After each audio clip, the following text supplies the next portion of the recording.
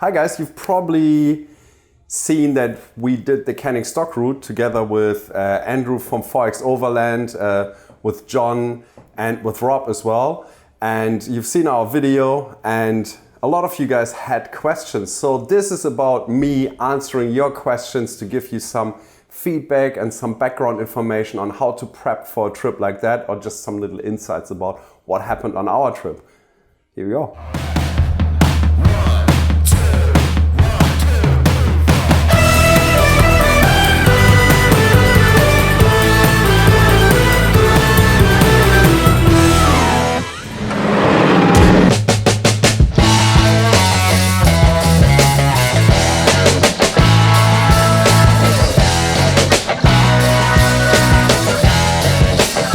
The most challenging thing when you are on the canning stock route is the constant driving, repairing, setting up the camps. It's not exactly a holiday, even though it is, but it is a holiday where you've got a lot of work. And you've got these little escape routes in between where you go, well, not everything has gone to plan, and it is a bit of a battle with your mind where you have to stick to it, stick to the routine, and just doing that daily routine every day, the driving for 6 or 12 hours a day, and then still setting up camp and so on and so forth. It is a challenge. It's not just a holiday, it is a challenge to do the canning stock route.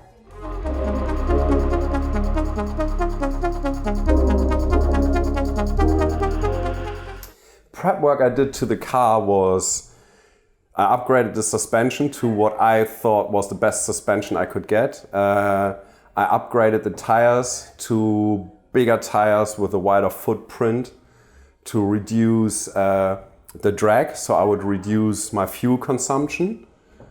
I braced the chassis because I knew I would be overweight with the car, so I got some chassis braces welded in to make sure that I stiffen the chassis up and don't risk bending or breaking my chassis.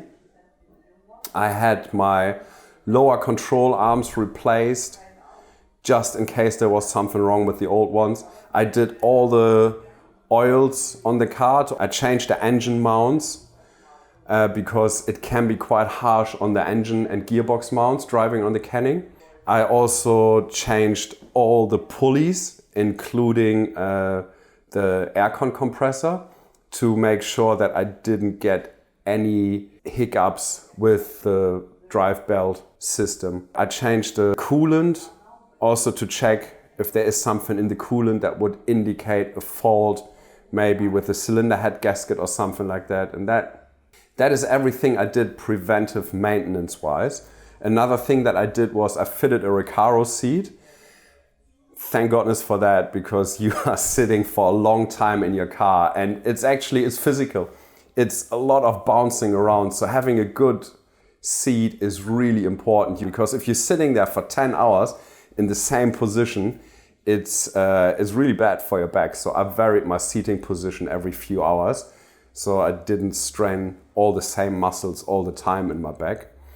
Another thing that I did was I took the rear seats out of the car and I put a flat deck in there that I can exchange with the seat. It takes about an hour to convert the car. Take the flat deck out, put the seats back in, or take the seats out, put the flat deck in. And I use that for cargo boxes and a freezer. And I put the freezer inside the cab so that throughout the day, when I'm driving, the aircon would actually help the freezer cool down as well.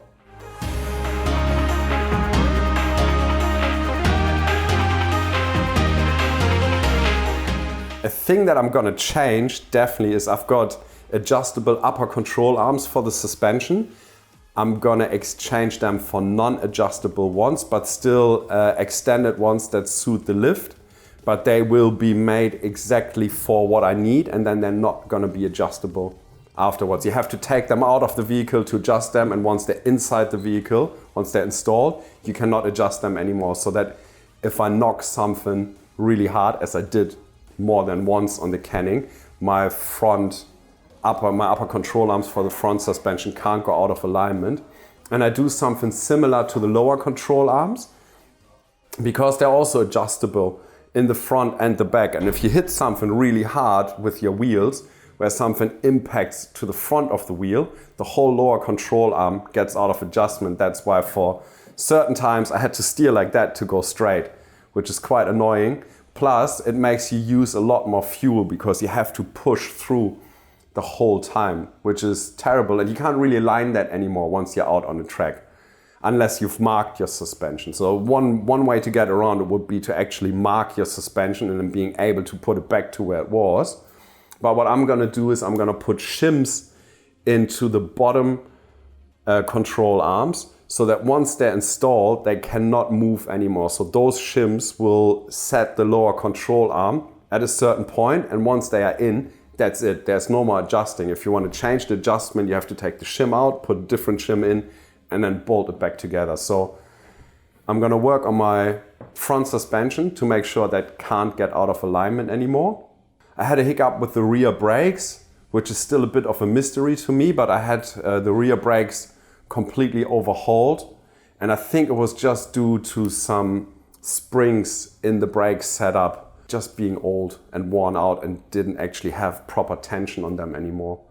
What happened was, when we're driving on corrugations, the little adjuster arm in the back would bounce up and down so much that would actually bring the brakes on, even though if I wasn't standing on the brake pedal. So over time, that little adjuster would just tension the brakes more and more until it would actually touch the rear drum, and then the rear drum would get incredibly hot. I've measured it at 140 degrees, and that's just from driving 30 k's an hour over corrugation. So to get rid of that, I took the little adjuster arm out, but once that was out, the exact opposite happened, because nothing was holding that tightening screw anymore. It was actually retracting, and I had to depress the brake pedal further and further until I realized, okay, I'm almost at the end of the stroke of the brake pedal now.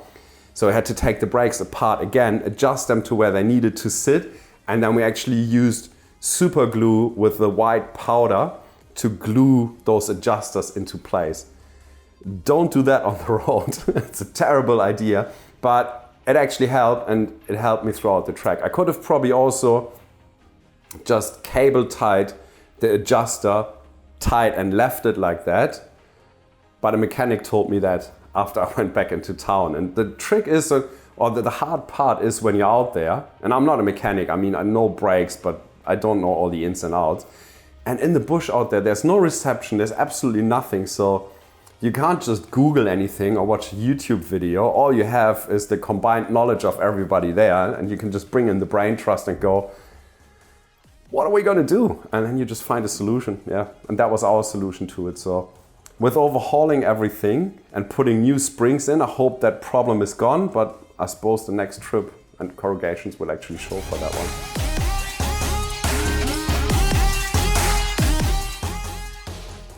Another issue I had on the track was a leak in my water tank. It was actually one of the baffles that was welded into the stainless tank.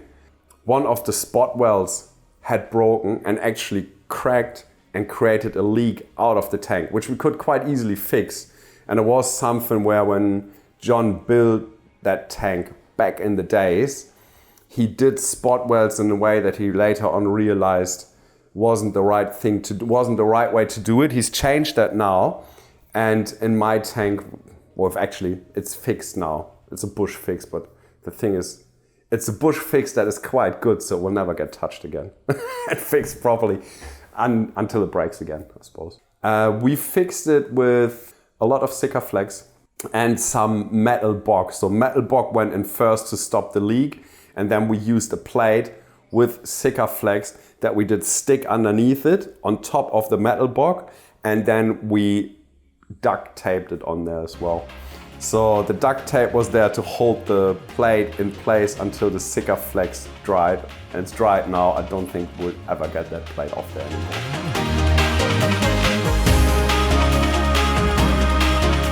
Meal prep. I'm not a big fan of cooking, especially when you do long trips like that, where you spend a lot of time driving in your car, and then you just arrive at camp in the evening, you set up camp, and then all I want to do is I want to go explore the area where we are, and after that sit around the campfire and just talk shit with my mates that are with me, and I don't feel like cooking. even at home, I'm not a big fan of cooking. So what I did was I ordered a lot of Indian food, actually 12 different meals, and I ordered rice with it. And then I just mixed the food half and half of the food and half of the rice, changed position in their little plastic containers. I froze them all at home, so it gave me 24 pre-cooked meals.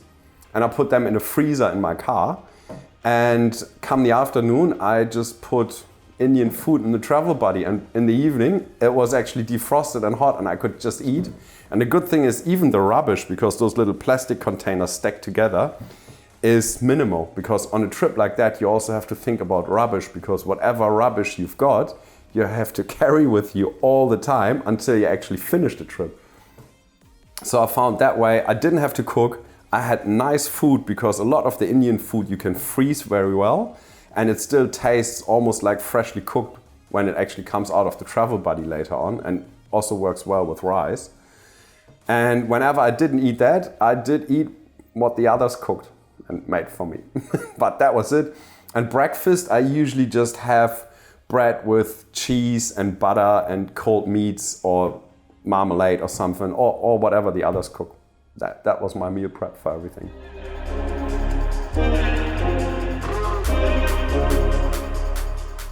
Well, after you've seen the video, you probably have got a rough idea what the conditions were on the track. It was tough going, especially the northern section, the beginning of the northern section, first 2 days from Halls Creek going south was very overgrown. A lot of golden wattle, and the track was sometimes even hard to find because we were just pushing through bushes. It was so overgrown that my rear diff had a mirror polish at the end, because all the paint had been taken off my rear diff housing just from all the overgrowth on the track and 1,800 kilometers of just brushing over it.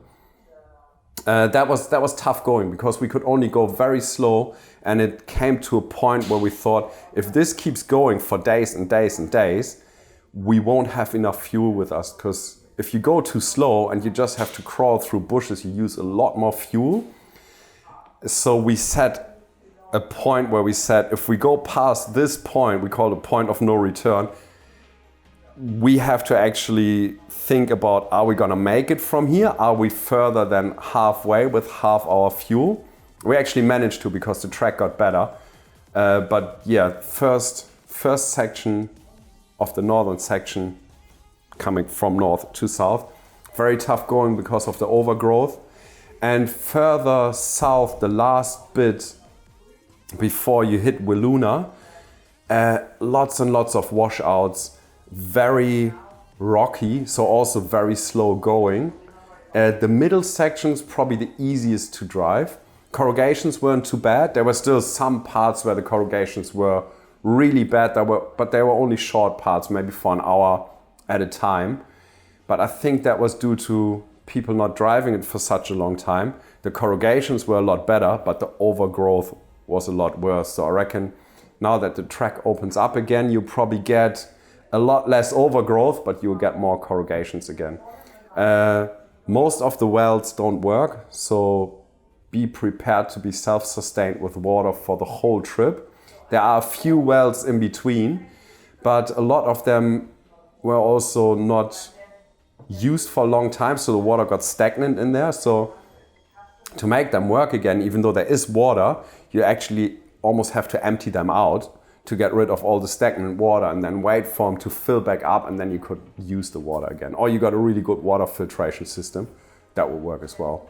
But yeah, just make sure you're self-sustained and take more fuel than you think you will need, and be prepared to scratch your car a lot, because it will happen. You might even lose a mirror.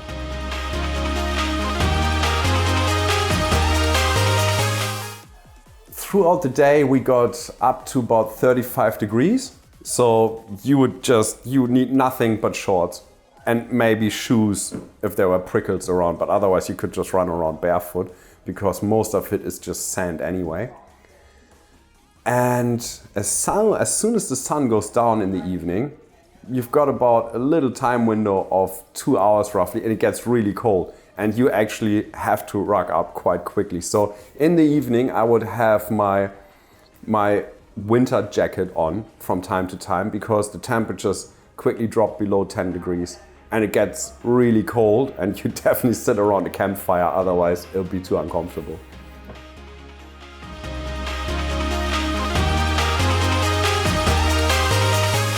I didn't need my spare alternator. I took a spare alternator with me. I did not need that, even though I would still take one. Most of the other stuff I used most of the tools because I did break a fair few things. I even used a hot water bottle in the beginning because it was quite cold sometimes at night. I think that I even used the fire cooking stuff, even though I didn't cook with it, but Rob made pizza with the camp oven, so I even used that. Yeah, I think almost everything got used. I didn't use my jump start kit. I didn't have to, but I would still take it every time because you never know. You might also help somebody else. Didn't use my max tracks. They weren't necessary, but another thing that you would always take with you and hope that you don't use it. I did use my winch, not to pull myself out, but to pull over a tree, which was good because it pretty much just exploded on the ground and we didn't even have to cut too much of it. Oh, I might take less clothes. I did take a fair bit of clothes with me just to be on the safe side. And then I found out when I was there, I was wearing my clothes for days and days on end because it just didn't matter. So I could have probably gotten away with half of the amount of clothes that I took with me. But apart from that, everything worked really well. I was happy with my swag on the ground. I didn't bring a stretcher because I like just sleeping on the ground instead of on a stretcher. I think that, yeah, everything else was necessary that was there, and I did get really good use out of it.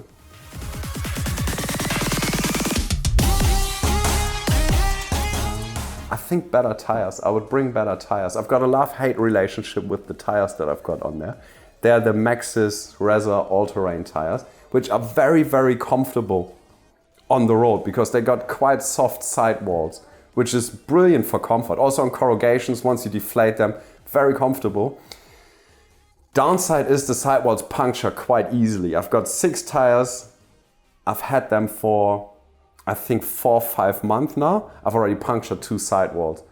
Before, in the last 10 years, I've never punctured a sidewall with what was mainly BF Goodrich tires and Kumho MT51 tires. I never had a sidewall puncture with those. With these, I had 2 sidewall punctures in half a year. But like I said, there's a plus and a minus to that. The plus is the comfort you get from the tires. The negative part is that you easily puncture your sidewall. So yeah, I'm still in 2 minds about those tires. I don't think I would buy them again. I would probably buy something that's a bit more uncomfortable, but a bit more rugged in the sidewall next time. It's hard to say. I would pick 2. The most enjoyable parts for me were driving the sand dunes. It's just such good fun. It's just sand dune after sand dune. And I got that much into it that I realized I was chewing through too much fuel because I would just boot it up as much as I could. And then after a while I realized my fuel consumption is going through the roof because I'm just having too much fun going up the sand dunes. So I had to dial back a little bit, just, be a bit more cautious about the fuel because there were some stages where my fuel consumption went up to 20 liters per 100 kilometers because I would just give it full boot up the sand dune, not even take a run up or anything because the car sounded too good. And then after a while I realized that now it actually accelerate very slowly, get up to speed and then just make it up to the sand dune and then roll back down again. So you can have some fun with the sand dunes, but you have to keep an eye on the fuel consumption. That was one really fun part.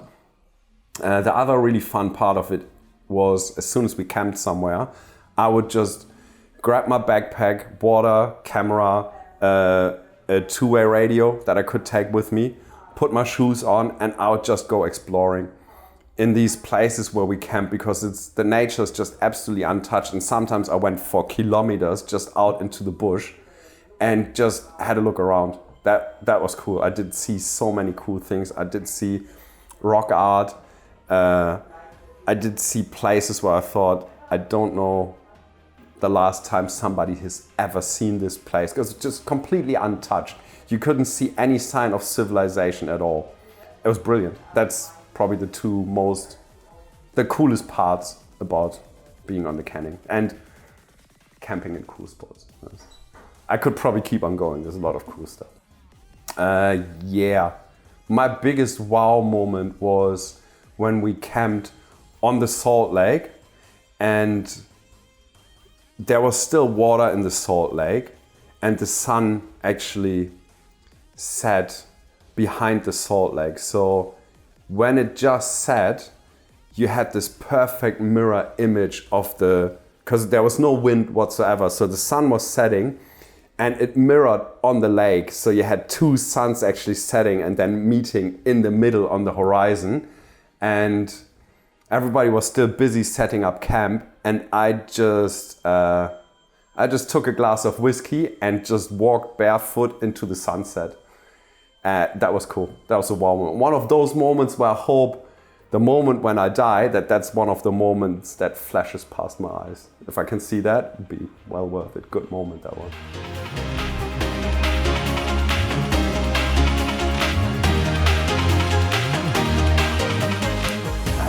Advice would be make sure your car is well serviced. Do all the checks, know your vehicle and know what usually breaks on your vehicle. And fix it before you go onto the canning. And then you can use the old parts as spare part just in case the new parts fail. Also, have a few test runs with your car. Usually you run out of time and you can't. Happened to me as well. And you just hope for the best and be able to fix things while you're out there. Another good advice would be have an easy camp setup because you're driving almost every day. You want a setup where you can set up camp ideally within 10 minutes. You don't want to muck around too long because you've done a whole days of driving. You don't want to set up camp for half an hour and then actually break camp in the morning for another half an hour. It makes things just too hard. So that's what I would always want to do. And then also have some food options that are easy as well. You want to save some time. I think a travel buddy is just essential. It makes it so easy because you can just have food that you heat up, even if you just have frozen pies or something like that. Just have easy options for food. I also took a sandwich maker that you can run through a small inverter. And you can quite easily and quickly make cheese sandwiches and stuff like that. So I think make it as easy as possible. And from time to time, have a day where you don't travel. We've only done that for one day because we were a bit under the pump because Andrew had to go back. But I would recommend have at least 3, even 4 days in between where you don't move and just enjoy the nature and go exploring. I would have loved to do that more, but our time schedule didn't allow that. But I think I'll do it again and I have more time and I actually have those days of not doing anything. Makes the trip a whole lot more enjoyable, I reckon. And have spare tires. I recommend have at least 2 tires with you. That's a really big one. Because I did 1 tire and I would have actually left the track if I didn't have a second spare tire with me. Because doing the rest of the track and not having a spare tire available anymore, you go, no, this is it. I'm gonna stop because if that tire goes, I'm stuck. I can't go anywhere anymore. So definitely take 2 spare tires with you. And then just have little universal tools, cable ties, duct tape, sealant, gasket sealant, enough tools, just things so you can bush fix. You don't have to do a perfect fix on things out there. It just has to be good enough so you can keep going. That's all that matters. You don't need to be a perfect mechanic there. You just have to make things work until you get back to civilization and then you can get it properly fixed. Thank you very much for watching. I hope you enjoyed this whole canning stock route adventure and our little spin on it as well with a bit different video to Andrew's. I think a bit more fast paced, less talking. We do the talking separately, as you can see. And if you enjoy these type of adventures, let us know. If you want us to do a bit more of this, maybe leave us some comments, give us some suggestions. We might turn into a travel channel. Who knows? See you for the next one. Thanks.